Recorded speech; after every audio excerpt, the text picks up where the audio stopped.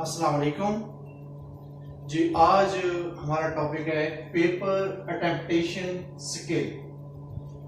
जैसा कि आप सबको पता है, ये एक एजुकेशन के हवाले से टॉपिक मैंने चूज किया है, खास तौर पे उन बच्चों के लिए जो अभी बोर्ड का इम्तिहान देंगे या कोई भी पेपर वो अपना देंगे।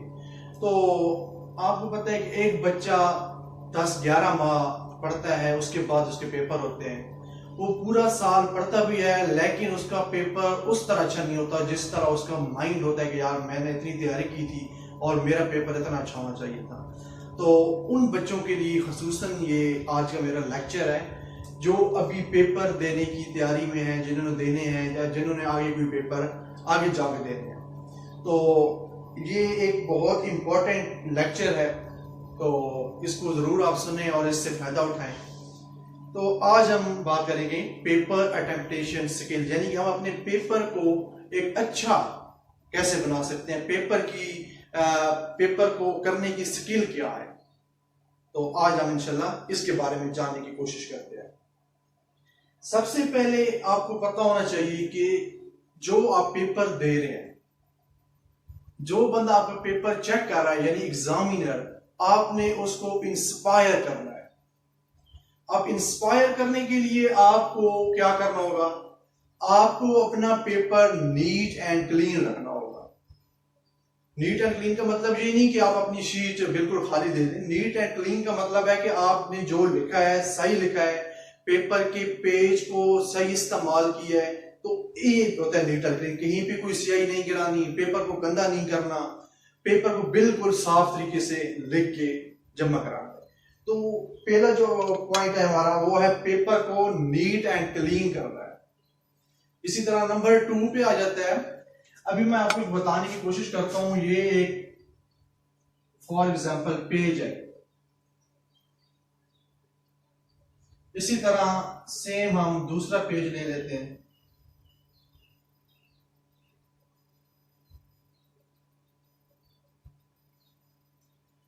अब ये सेम पेज है एक ही पेपर के, ये किसी बच्चे ने अटेम्प्ट किया है और ये पेपर किसी बच्चे ने अटेम्प्ट किया है। इस बच्चे के नंबर 10 of 10 है, इसके 3 of 10।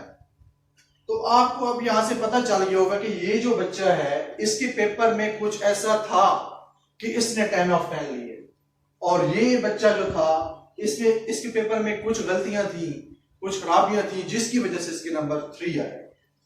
तो अब उस पॉइंट के बाद जो स्टेप आता है, अगर आपने पेपर में, आपने ये बात भी ध्यान में रखनी है कि पेपर का पेज मुकम्मल इस्तेमाल करना है। बाज बच्चे ऐसा करते हैं कि ये पेपर का पेज है, इसकी हाफ लाइन भी इस्तेमाल करते हैं। ऐसा नहीं करना।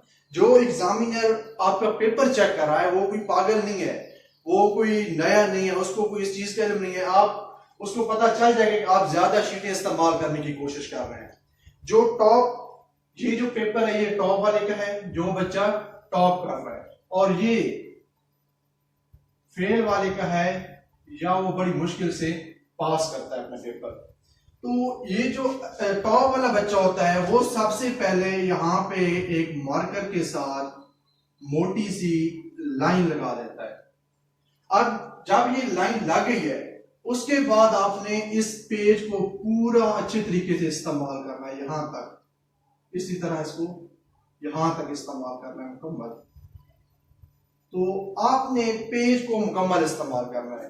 अगर आपने कोई हेडिंग देनी है, अगर यहां पे आप हेडिंग दे रहे हैं तो हेडिंग को यहां पे मोटा करके लिखें कॉमास में। और इसी तरह अगर आपने यहां पे कोई सवाल एंड करना है, ये बड़ा इंपॉर्टेंट पॉइंट है, अगर यहां पे आपने कोई सवाल एंड करना है, सवाल शॉर्ट हो या लॉन्ग, आपने पार्टीशन यानी खत्म होने की अलामत जरूर लगानी है। इसका फायदा क्या है कि जब आप यहाँ पे सवाल खत्म होने की अलामत देते हैं, एक लाइन लगाते हैं, क्लोजिंग करते हैं, तो इससे ये होगा कि बाज़ बात अगर एग्जामिनर जो पेपर चेक कर रहा है, अगर उससे पता नहीं चलता कि यहाँ पे अगर 2 सवाल इकट्ठे किए होंगे, आपने ये लाइन नहीं लगाई, तो 2 सवाल के नंबर आपको 1 सवाल के दे देगा। तो आपका यहाँ पे एक सवाल आपका खराब हो जाएगा। तो आपने ये शॉर्ट सवाल किया या लॉन्ग किया, ये काम आपने जरूर करना है। इसी तरह इसके बाद जो स्टेप आ जाता है कि अगर कोई आपसे पेपर में गलती हो जाती है, फॉर एग्जांपल आपने यहाँ पे कोई लाइन लिखी थी पेपर में और आपकी गलत आपसे लिखी गई है, तो आपने इसको काटने का तरीका ये जो है आपने ये इस्तेमाल नहीं करना, ये बिल्कुल रॉन्ग तरीका है। अगर आपने लाइन लिखी है वो आपकी लाइन गलत है, यहाँ पे क्रॉस का निशान लगाएं, यहाँ पे बारीक सी निशान, बारीक सी लाइन लगा दें, तो ये जो आपका मेथड होगा ये दुरुस्त है। अब अगर यहाँ पे आप करेंगे ये कटिंग, उसको बड़ा, एक तो पेपर का जो आपकी लुक होगी उसको खराब कर देगी, दूसरा एग्जामिनर इससे इस चीज को अच्छा नहीं समझते, और ये जो चीज है उसको पता चल जाएगा कि ये जो लाइन है ये मैंने नहीं पढ़नी। गलती इंसान से हो जाती है लिखने में, लेकिन अगर गलती आपने लिखने में की है और आपने कटिंग बुरी की है तो ये आपका एक बुरा इंप्रेशन डालेगी आपके पेपर पे। तो आपने इस चीज से कटिंग करनी है, ये तरीका है कटिंग का। तो ये आप यहाँ पे एक बहुत इंपॉर्टेंट पॉइंट मैं बताने लगा हूं कि ये कटिंग ज्यादा वो बच्चे करते हैं जो यहाँ पे होते हैं, फेल या पास बड़ी मुश्किल से वो करते हैं पेपर। तो वो क्या, उनकी वजह क्या होती है कि वो टेस्ट भी नहीं देते। अगर वो टेस्ट नहीं देते उनकी मतलब प्रैक्टिस नहीं होती, उनको अपने लेसन, उनको अपना पेपर, उनकी पेपर की तैयारी अच्छी नहीं होती, उनको अपने लेसन तैयार नहीं होते, जिसकी वजह से उनकी प्रैक्टिस नहीं होती, वो चीज को भूल जाते हैं और उन्हें कटिंग करनी पड़ती है। ये ज्यादातर कटिंग ये बच्चे करते हैं। तो कटिंग करने का तरीका ये है, ये वाला मेथड आपने अपनाना है।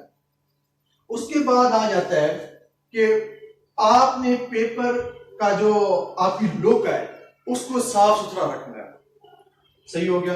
इसी तरह इसके बाद आपने पेपर का पेज जो है, अगर आपका मतलब यहां पे आप पेपर का 50 ये पेज है ना, इसका अगर 50% से ज्यादा आपने इस्तेमाल कर लिया है तो आप अगर अगला सवाल करना चाहते हैं तो आप अगले पेज पे जा सकते हैं। अगर 50% से कम है तो आप पेज को मुकम्मल तौर पे इस्तेमाल करें, क्योंकि इससे एग्जामिनर पे आपका जो इंप्रेशन जाएगा वो बुरा जाएगा कि वो ये बच्चा ज्यादा शीटें भरने की, ज्यादा लिखने की, ज्यादा पेज भरने की कोशिश कर रहा है, ये आधा आधा पेज खाली छोड़ रहा है। पहले भी मैंने आपको बताया कि आपने मुकम्मल पेज अच्छे तरीके से इस्तेमाल करना है। उसके बाद आ जाता है कि आपने वो बच्चे, ये जो टॉपर होते हैं, ये अक्सर क्या करते हैं, पेपर की रिहर्सल मेथड बनाते हैं, अपने पेपर की रिहर्सल करते हैं। वो अकेले बैठ के अपने पेपर को चेक करते रहते हैं कि मैंने अपने पेपर को इस तरीके से करना है, इस तरीके से अगर मैं क्वेश्चन लिखूंगा, इस तरीके से मैं अपनी हेडिंग्स दूंगा तो मेरा पेपर ज्यादा अच्छा लगेगा। तो ये आप जरूर अपनाएं कि अपने पेपर की रिहर्सल जरूर करें। जो बॉक्सर होते हैं, जो किसी भी आप फील्ड में जाके देख लें, कोई भी बंदा जिस फील्ड में काम कर रहा है तो वो अपने काम की, जो बंदा रिहर्सल करता है, जो पहले एक्सरसाइज करता रहता है उस चीज की कि मैंने इस चीज को कैसे करना है, तो वो बंदा वो अपनी चीज को अच्छे तरीके से अटेम्प्ट कर लेता है।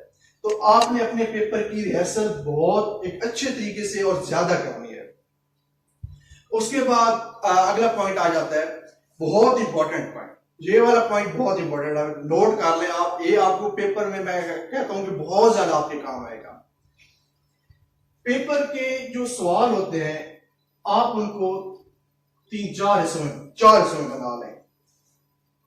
ये आपका जो क्वेश्चन, एक क्वेश्चन जो मैंने 1 लिखा है, इसका मतलब है वो क्वेश्चन जो आपको बहुत अच्छा आता है, जो आप समझते हैं कि अगर 4 नंबर का है तो मेरे 4 नंबर पक्के ही आएंगे। एक ये क्वेश्चन हो गया। नंबर 2 पे जो 1 वाले से थोड़ा सा कम होगा, और 3 वाला जो होगा वो 2 वाले से थोड़ा सा कम होगा, और 4th वाला जो बिल्कुल आपको मतलब एक बहुत कम उसके बारे में आपको नॉलेज होगी।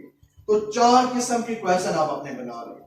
अब पेपर में आपने देखा होगा कि आपको टीचर ये कहते हैं कि बेटा जो आपको क्वेश्चन आता है पहले वही क्वेश्चन करें।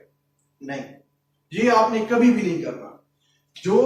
ये जो पहले वाला क्वेश्चन है ये आपने दूसरे नंबर पे करना है, और जो दूसरे वाला क्वेश्चन है ये आपने पहले नंबर पे कर लेना है। इसी तरह ये जो चौथे नंबर वाला क्वेश्चन है ये आपने तीसरे नंबर पे करना है, और जो तीसरे नंबर वाला है वो आपने चौथे नंबर पे करना है। इसका फायदा क्या है? अब जो एग्जामिनर चेक कर रहा है उसे पक्का पता है, और ये हर इंसान की नफ्सियात सी है कि जो क्वेश्चन उसे आता है पेपर में, जो देखता है ये क्वेश्चन मुझे आता है, सबसे पहले उसी क्वेश्चन को करता है।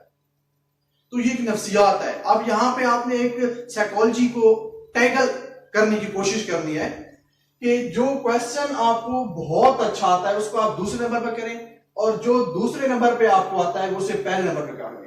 अब जो दूसरे वाला होगा उसे एग्जामिनर को पता होगा कि पहला तो जो ठीक इसने करना है, आपको पहले दूसरे वाले क्वेश्चन से अच्छे नंबर मिल जाएंगे। इसी तरह जो पहले वाला होगा ये यहाँ पे जब आएगा तो वो समझ लेगा कि यार ये बच्चा पढ़ने वाला है, उस पर एक अच्छा इंप्रेशन बन जाएगा कि ये एक लाइक बच्चे का पेपर है। इसी तरह जब आप यहाँ पे चौथे क्वेश्चन जो आपको बिल्कुल माठा क्वेश्चन है आपका, जब उसे आप तीसरे नंबर पे करेंगे तो आपका जो पेपर की एक सिमेट्री बहुत अच्छे तरीके से बन जाएगी। जब तीसरे वाला लास्ट पे चला जाएगा तो आपका पेपर एक बहुत अच्छे तरीके से एक अपनी सिमेट्री बन जाएगी आपके पेपर की, और आपके पेपर में अच्छे नंबर आ सकते हैं। आप एग्जामिनर से अच्छे तरीके से नंबर निकलवा सकते हैं, और ये कोई धोखा नहीं है, ये एक नफ्सियात है, इससे इसको टैकल करना आपको आना चाहिए। तो ये एक बहुत इंपॉर्टेंट पॉइंट था जो बताना आपको मैं समझता था बहुत जरूरी है, तो ये पॉइंट आप जरूर नोट कर लें। तो उसके बाद अगला पॉइंट देखते हैं कि आप अपने पेपर को दोबारा पढ़ने की आदत डालें। जो आपने पेपर किया है, अगर आप उस पेपर को दोबारा पढ़ने की आदत डाल लेंगे तो आप कभी चेक करें कि आपने जो लिखा है आप उसमें से अगर आप पढ़ते हैं तो आप 2, 3, 4 गलतियां जरूर उसमें से करेक्ट करते हैं कि यार ये मेरी यहाँ पे गलती है थी। अगर आप खुद नहीं पढ़ेंगे तो एग्जामिनर आपकी जो गलतियां निकालेगा तो वो फिर आपके नंबर भी काट देगा। तो कहते हैं कि जो बंदा अपना एहतसाब खुद करता है दुनिया उसका एहतसाब कम करती है। तो अपना एहतसाब करना सीखे, अपने आप को अपनी गलती को मानना सीखे। तो इस तरीके से जब आप करते हैं तो आपकी इंप्रूवमेंट भी होती है और आपको अच्छे नंबर भी ले सकते हैं एजुकेशन के हवाले से। उसके बाद आपने जब पेपर देने जाना है, एग्जामिनेशन सेंटर में जाना है, तो आपने अपना सामान पूरा रखना है। आपके पास ट्रांसपेरेंट जियोमेट्री होनी चाहिए, कोई छुपी ढपी कोई चीज नहीं होनी चाहिए क्योंकि वो वहां पे अलाउ नहीं होती। तो आपने वहां पे ट्रांसपेरेंट जियोमेट्री लेके अपने पेन, अपनी मार्कर, अपना फुट्टा, ये सब कुछ सारा सामान आपके पास मुकम्मल तौर पे होना चाहिए। जिस तरह एक सोल्जर होता है वो अपना सारा सामान लेके निकलता है, इसी तरह आपके पास भी अपना सामान पूरा होना चाहिए। उसके बाद एक बहुत इंपॉर्टेंट पॉइंट है, आपने देखा होगा कि जब हमारे पेपर स्टार्ट होते हैं तो बच्चे क्या करते हैं कि नए पेन लेके आते हैं कि मान लीजिए सुबह पेपर है, नई शॉपिंग, अपने पेन, ये मार्कर वगैरह नई चीजें लेके आ रहे होते हैं। जो आप इस पॉइंट बहुत इंपॉर्टेंट पॉइंट है इस हवाले से कि जिस हथियार से आपने आगे जाकर लड़ना है आप पूरा साल उसी से प्रैक्टिस करें। अब जब आप नया पेन लेके आते हैं, एक तो उसकी जो आगे निब होती है, अगर आप इंक पेन इस्तेमाल कर रहे हैं तो वो इस्तेमाल शुदा नहीं होती, उसको पहले आप इस्तेमाल करते हैं, फिर आपकी वो उस पे आपकी गिरफ्त आती है, आप उसे अच्छे तरीके से उससे लिख सकते हैं। तो ये आप जरूर इसमें चेक किया करें कि जिस चीज से आपने पेपर अटेम्प्ट करना है तो उसी से आप पूरा साल प्रैक्टिस करें और उसी से पेपर दें। फिर नई चीज लेने से ये होगा कि वो आपकी इस्तेमाल नहीं होगी तो उसमें आपकी लिखाई में मसला बन सकता है। तो इस चीज को जरूर। उसके बाद आप अगला पॉइंट आ जाता है कि आपने अपने पेपर के टाइम को जरूर देखना है कि ये ना हो कि आपने अभी 2-3 क्वेश्चन किया, टाइम आपका हो चुका हो। तो अपने टाइम को मैनेज करना सीखें।